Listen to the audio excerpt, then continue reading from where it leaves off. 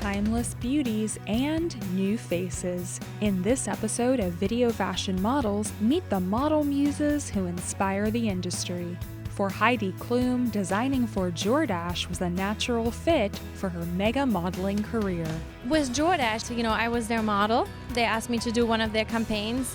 I know the pants and I really liked them. I thought that they were always very cool. And they're like, maybe you should do your own Heidi jeans. Now a mom herself, Rosie Huntington Whiteley's own mother played a supportive role in her blossoming career. It's a runway walk-off with British beauties from different decades, Kate Moss and Cara Delevingne. Ginta Lapina's Latvian upbringing is quite different from her new jet-set model life. I come from a little town, and I grew up in a city where everyone knows each other. I didn't do so much traveling. I never really left Latvia. See why runway diversity is more than just a trend, and find out how the industry is taking steps to make fashion more inclusive. Even before her first major film role, model-turned-actress Dree Hemingway connected the dots between the catwalk and the silver screen. I think it's being able to play a character. It's what the designer, the photographer wants. It's their character, so you're portraying that. Plus, flashback to the Met Costume Institute's Model as Muse exhibition, with the famous faces and figures who inspired the big event. It was fab. It was better than going to school. I loved it, and I traveled the world and I met amazing people. And more. My name is Ginta Lapina.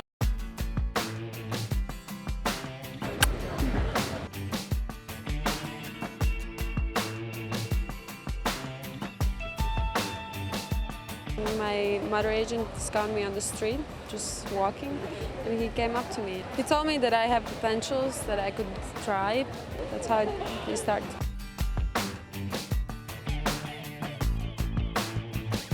First it was hard because I didn't really want it, and so I just gave him my number, and he's a photographer as well.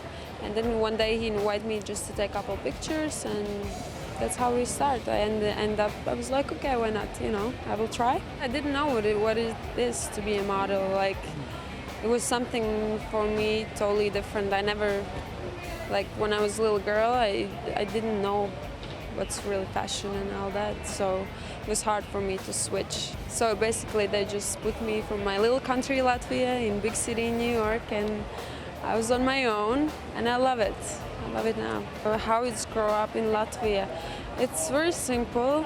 I come from a little town, and I grew up in a city where everyone knows each other, and there's a nature, there's a river in my city, so it's beautiful, especially in summertime. I didn't do so much traveling. I never really left Latvia.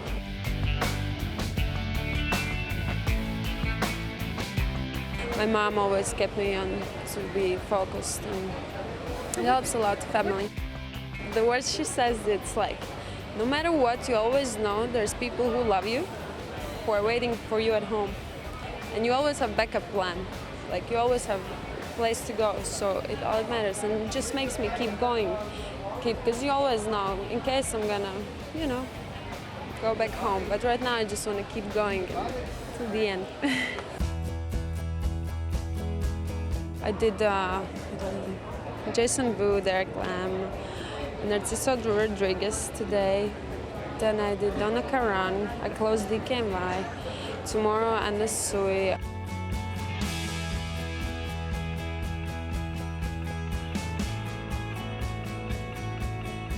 still get nervous on the runway.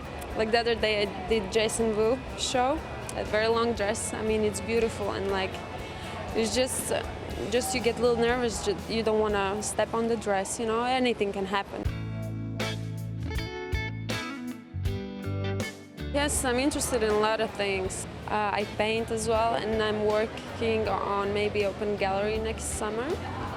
So that would be amazing. So it's a lot of dreams. I guess I just have to start to focus on one and just go for it.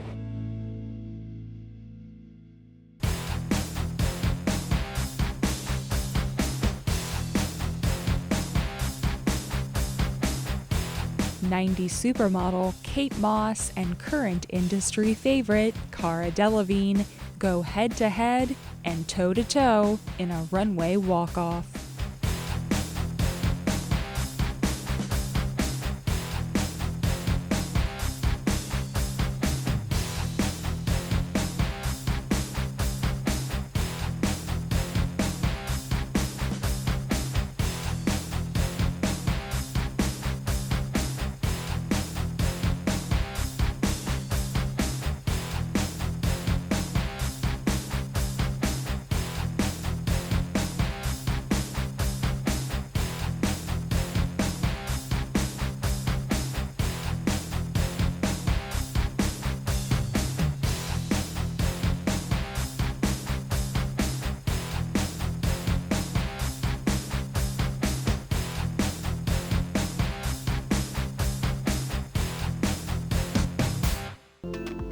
The runway is a place for fantasy and dreams, but when it comes to model casting, more designers are looking to represent the reality of our world and to celebrate the diversity of the people living in it.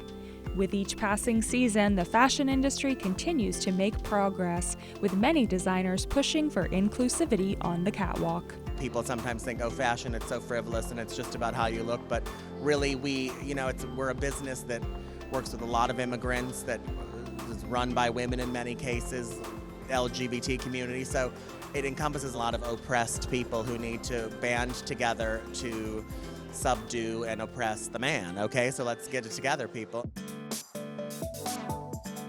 My whole idea where we all grow in the same greenhouse is really about just celebrating beauty. I just want people to see that everyone is beautiful in their own different way. We have boys, we have shape, we have size, we have everything.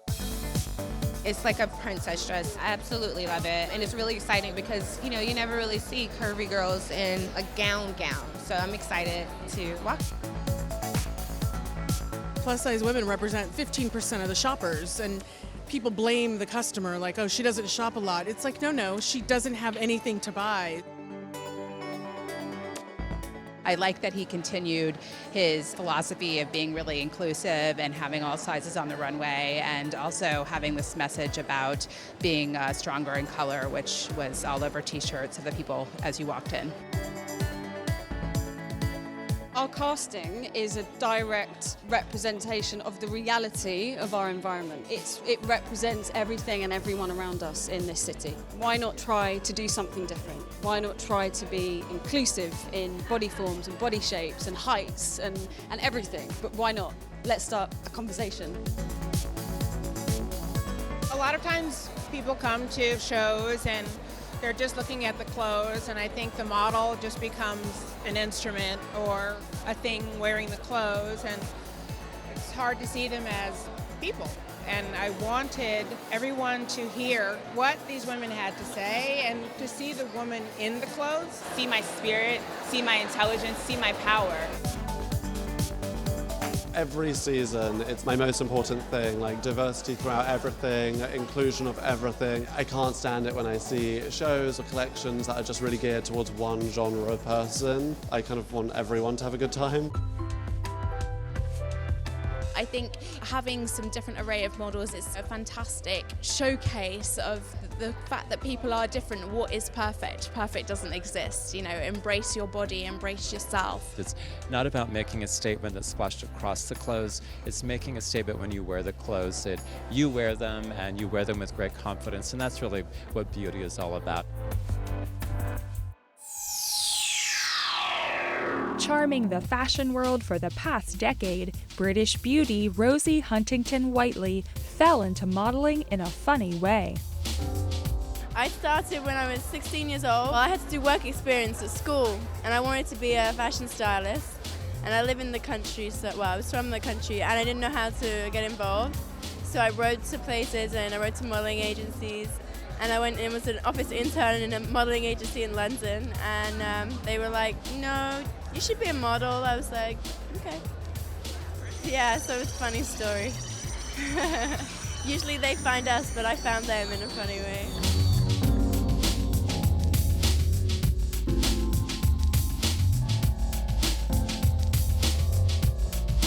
I love it. It's good, usually. There are parts of it that I hate, but there's parts of it that are just magical. I couldn't have asked for a more supportive family.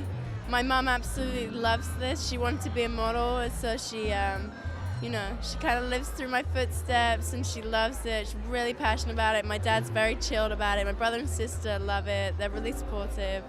They're great. We asked Rosie if she had a favorite city to work in. London. I'm English, people are English, I know everybody, that's where I started. I like to show, that I'm still around people. It's the most fun, it's more laid back. People aren't so antsy about things. The clothes tend to be a bit more creative and, I have good time there.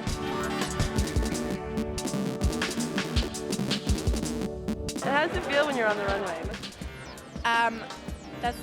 I love it. Being on the runway is my moment to shine. I love it.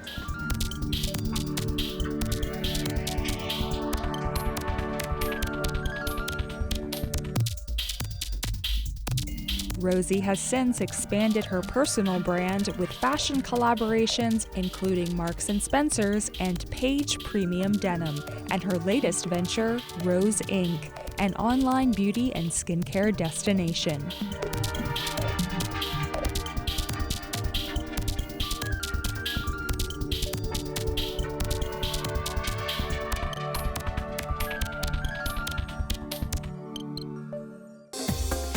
Supermodel Heidi Klum has gone from a simple swimsuit girl to a modeling mega brand. I think Heidi, first of all, has an incredible fashion career.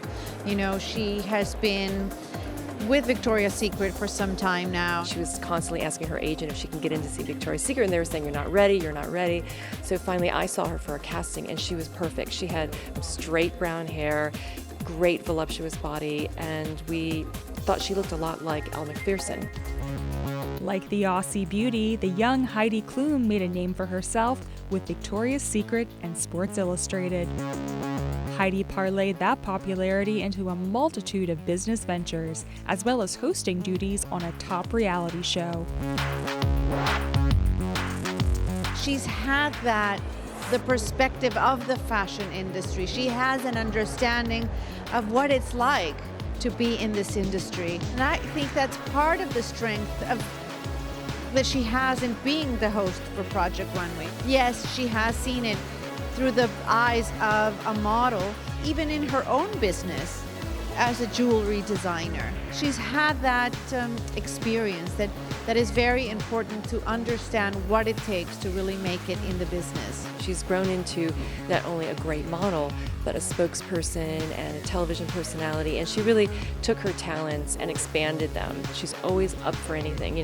She wants to be one of the angel flyers, she wants to wear the biggest wings. She's come up with a cosmetic line for us. She started her jewelry company because she met the guy that did her $1 million bra, so she just knows how to network and work with her assets. Heidi is incredibly likable. In a way, she's very German because she's very direct. Heidi's always happy. Heidi is always very optimistic. And she is also very approachable. And I think that's what people can relate to her, because what you see is what you get with her.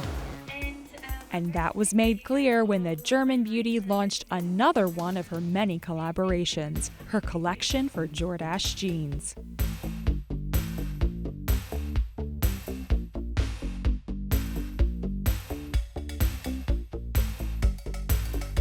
With Jordache, I was their model. They asked me to do one of their campaigns.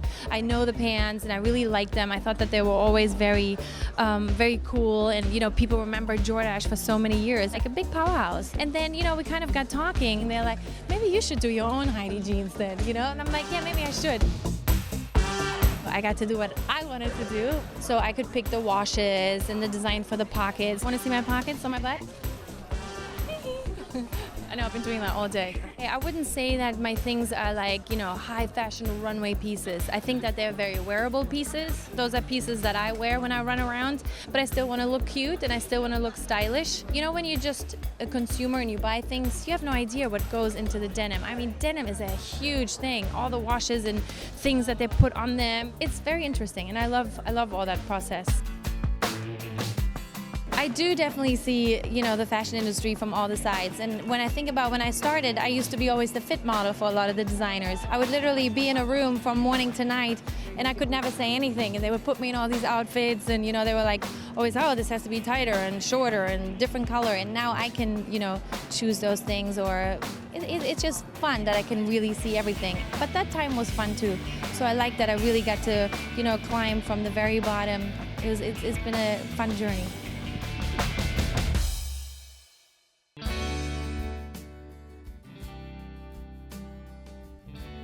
I was born in Sun Valley, Idaho, and I grew up in LA. I love Fashion Week in itself, like going on the runway and the whole adrenaline rush you get from it.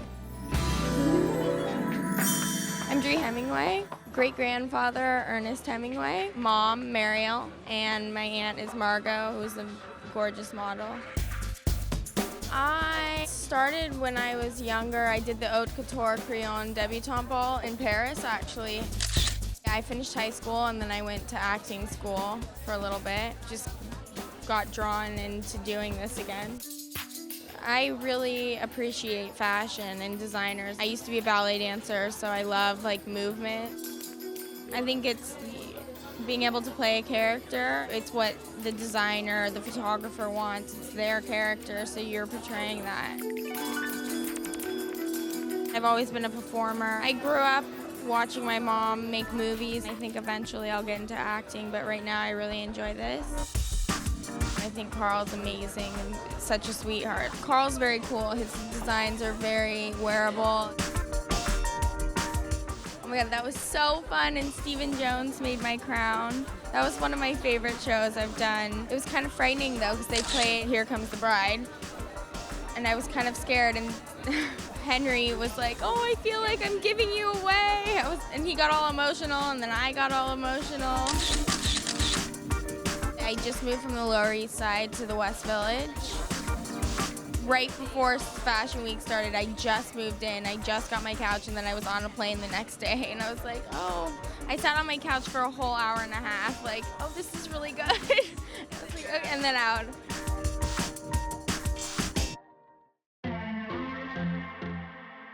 Spend a minute with model of the moment, Mayowa Nicholas. Since winning Nigeria's Elite Model Look contest in 2014, Mayowa has walked for top designers around the globe and starred in advertisements for H&M and Gap.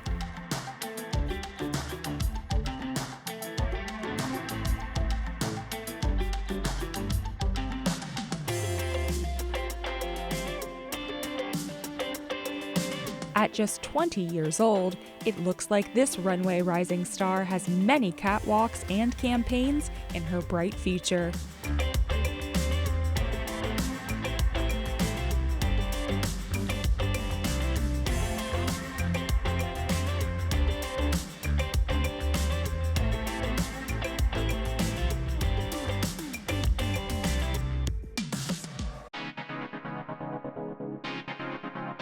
When the Costume Institute at New York's Metropolitan Museum of Art celebrated the opening of their much-anticipated exhibit, Model as Muse, the usual parade of celebrities was afoot, but models took center stage. That's right, the model as Muse.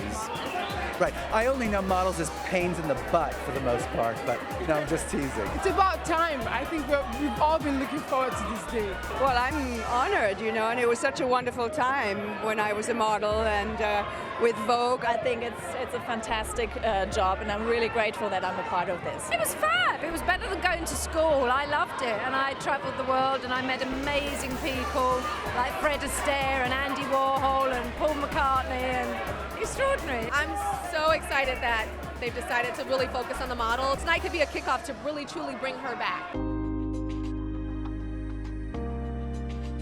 Model as Muse Embodying Fashion began because we were just looking through old magazines and we realized that in any era there are certain women who embodied the period ideal, but in addition to that has something extra.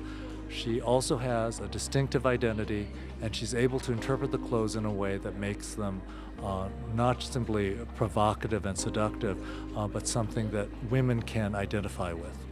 She advances fashion. The exhibition begins in 1947. 1947 was Dior's new look, which really did change the way the feminine physique was idealized. It was nipped-in waists, very, very fitted and padded, a very hyper-feminine physique. 1947 was also the year Ford Models started in New York City, which really made a respectable business out of modeling. So in the 40s, you have a very rarefied, very kind of aristocratic grandeur. Someone like Susie Parker, Dorian Leigh, they looked the part. They looked like both Hollywood starlet and society matron. So there was this sense of grown-up and sophisticated.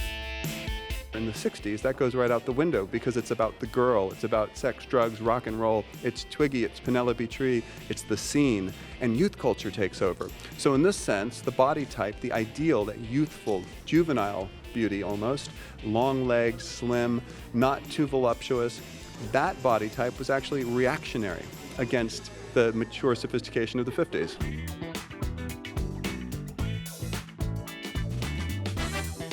In the 70s, women enter the workforce in unprecedented numbers. So you get a workaday fashion as well, which is probably not the most exciting clothing in the world, some of it, yet it was made exciting by narratives, by the photographers. So you have the Helmut Newton narratives where there's sexual danger and power play. But the 70s was about the body more than anything else. It was worked out, all-American athletic body. And the clothing didn't leave you anywhere to hide. There was no padding, the bras were gone. So you really had to, more than ever, have the body that was the body of the era to be chic. Almost more than now. What's interesting about supermodels, they brought the personality to the mainstream. Each one of the supers was identifiable, immediately recognizable. And that was what was interesting. They became celebrities. They weren't just models. They were full celebrities. And in some ways, their fame almost eclipsed the very industry that created them. Kate kind of ruptured the reign of the supermodels in a funny way. The grunge did that in some way. There was a kind of shake-up whereby beauty culture took a look and said, wait a minute, we've had the excesses and the perfection and the over-the-top 80s. Let's look for a new type of beauty. And in comes Kate Moss, 5'7", not the voluptuous body type that everyone had been worshiping in the past. Really, it was time to reassess what it meant to be beautiful.